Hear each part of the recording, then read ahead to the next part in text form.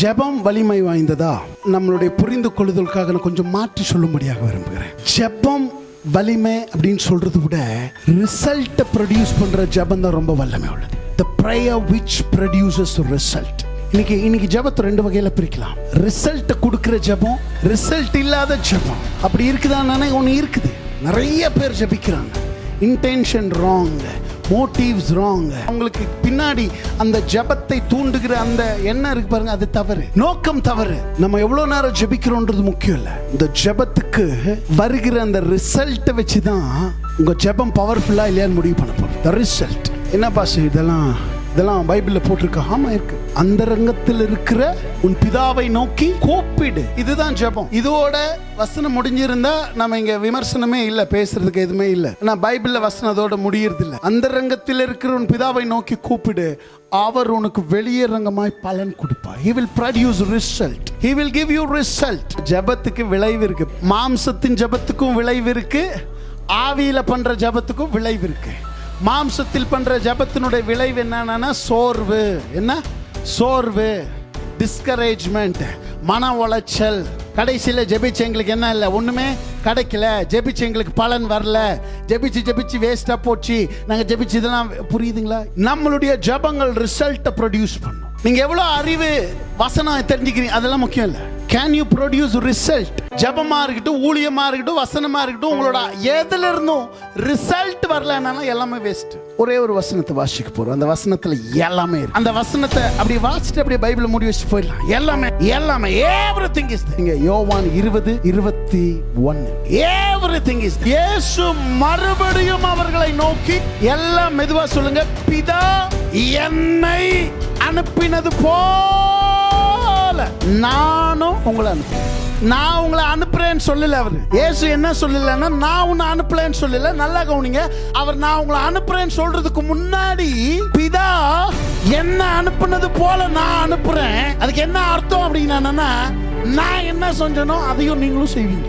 பிதா பாருங்க, இதெல்லாம் நமக்கு தெரிஞ்ச வசனம். ஆனா இதெல்லாம் நம்ம ஆவியில போகல ஸ்ட்ராங்கா நமக்குள்ள. நல்லா கவனிங்க.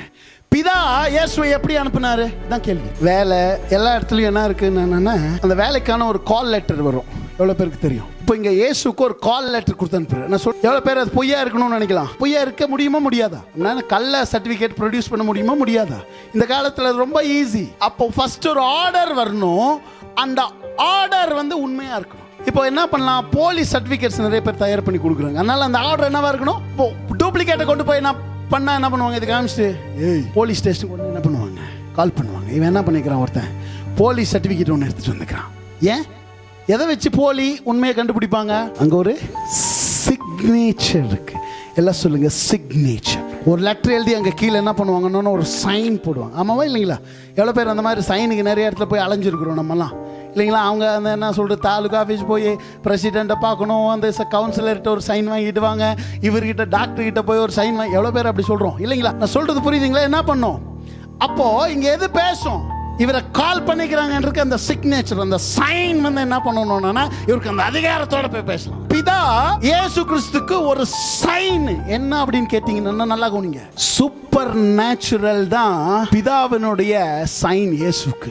அசாதாரணமான ஒரு வாழ்வு தான் பிதா இவரை அனுப்பினாரு அப்படின்றதுக்கு, பிதா இவரை அனுப்பினாருன்றதுக்கு ஒரு ப்ரூஃப் வேணும். என்ன ப்ரூஃப்? பைபிள் எடுத்து சூப்பரா பிரசங்கம் பண்ணார். ப்ரூஃபா?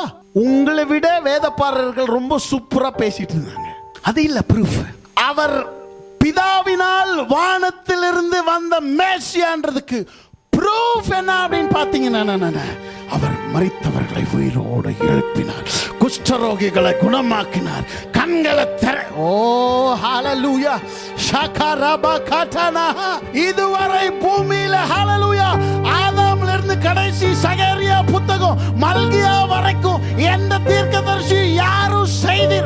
ஓ ஹalleluya. அது வரைக்கும் பழைய ஏற்பாடுல எல்லாமே எங்கிருந்து, அந்த பூமியிலிருந்து வந்தவங்க. வானத்திலிருந்து வந்ததுக்கு ஒரு சைன் வேணுமா இல்லைங்களா? ஒரு சிக்னேச்சர் வேணும், ஒரு ப்ரூஃப் வேணும். என்ன ப்ரூஃப் தெரியுங்களா? 4 நாள் ஆச்சு லாசருவே. இவர் போய் என்ன சொல்றாரு தெரியுமா? என்ன ஜெபம் பண்றாரு? அங்க ஒண்ணு சொல்றாரு, சிக்னேச்சர் ஜெபம். ஏசு ஒரு ஜெபம் பண்றாரு, பிதாவே நீர் எப்பொழுதும் எனக்கு செவி கொடுக்கிற படியால் ஏங்க நீங்களும் நானும் ஒரு இடத்துக்கு ஜெபிக்க போனானா ஜெபத்துக்கு பதில் வருமா வராதா, கேரண்டியா, கான்ஃபிடென்ட் இல்லையா, எழும்புவாங்களா, நம்ம எல்லாத்துக்கும் அந்த மாதிரி இல்லை. ஹல்லேலூயா. இயேசு ஒரு ஜெபம் பண்ணார். என்ன புரியுதுங்களா? அந்த சிக்னேச்சர் தான். இயேசு வந்து பிதாவே நீர் எப்பொழுதும் எனக்கு செவி கொடுக்கிறபடியா உமக்கு ஸ்தோத்திரம். என்ன என்ன என்ன சொல்லுங்க அப்படின்னா என்ன அர்த்தம்? நான் சொல்லி நீங்க எதையுமே தட்ட மாட்டீங்க, எப்போதும் எனக்கு செவி கொடுப்பீங்க. அவ்வளவுதாங்க ஜெபம். என்ன ஜெபம்? ஒரு 4 நாள் கல்லறைக்குள்ள இருக்கிற ஒருத்தனை வெளியில கூட்டு வரதுக்கு இயேசு பண்ண ஒரு ஜெபம் என்னன்னா, பிதாவே நீர் எப்பொழுதுமே எனக்கு செவி கொடுக்கிறபடியா உமக்கு ஸ்தோத்திரம். லாசருவே வெளியே வா. 12 செகண்ட்ல 4 நாள் செத்து 4 நாள் ஆகி உள்ள நாரி கிடக்கிற பணத்தை வெளியில கொண்டு வரதுக்கு 12 செகண்ட் ஜெபம். அவர் சொல்றாரு, பிதா என்னை அனுப்பினது போல நானும் என்னை எப்படி அனுப்பினாரோ. இப்போ அவர் அனுப்பினார்ல 12 சீஷர்கள், அவங்க தான் யாரு? எதிர்காலத்தினுடைய அப்போஸ்தலர்னு சொல்றதை விட சபைன்னு சொல்லாமா? ஃபியூச்சர் சர்ச் யார்? அந்த இவங்க தான் சொல்லாமா? சபைன்னா யார்? கட்டிடமா, ஆட்கள். அப்போ இந்த 12 பேர் தானே சர்ச். அப்ப ஆண்டவர் சொல்றாரு, பிதா என்னை அனுப்பினது போல திருச்சபையே உன்னையும் நான் அப்படிதான் அனுப்புறேன். இயேசுவை எப்படி அனுப்புனாரோ பிதா, அதே போல நான் உன்னை அனுப்புறேன். இன்னைக்கு பவர்லெஸ் ஆன ஒரு சர்ச்சை பார்க்க கடவுள் விரும்புறதில்லை. வல்லமை இழந்து, அதிகாரம் இழந்து, மகிமை இழந்த ஒரு சபையை ஹல்லேலூயா ஆண்டவர் இந்த சபையில உண்டாக்கல. ஹல்லேலூயா. அவர் இந்த பூமியில ஒரு சபையை உண்டாக்குவதற்கு முன்பாக அவர் என்ன பண்ணிருக்கிறார்? ஒரு சைன், ஒரு அடையாளத்தை சொல்லி அனுப்பிச்சிருக்கிறார். என்ன அனுப்புனது போல, ஏ பார்த்தா எனக்கு சித்தம் உண்டு, நீ சுத்தமாக எழுந்து நட, திறக்கட்டும் கண்கள். பிதா அனுப்பினது போல, அதே போல, அதே சிக்னேச்சர். கை தட்டுங்களா? Same signature. என்ன சிக்னேச்சர்? Supernatural. அசாதாரண சபை, அசாதாரண ஊழியர்கள், அசாதாரண வாழ்க்கை. Church should be powerful. இந்த மாதிரிலாம் டிசைன்லாம் பண்ணி, இந்த மாதிரி மேட்லாம் போட்டு, இந்த மாதிரிலாம் லைட்லாம் போடுறது, இதெல்லாம் ஓகே. போடலாம், போடாமல் கூட இருக்கலாம். ஆனால் கூரை வீடாக இருக்கலாம். ஹல்லேலூயா. ஒன்றும் இல்லாத சும்மாவாக இருக்கலாம். ஆனால் சபை பவர்ஃபுல்லாக இருக்கணும். ஹல்லேலூயா.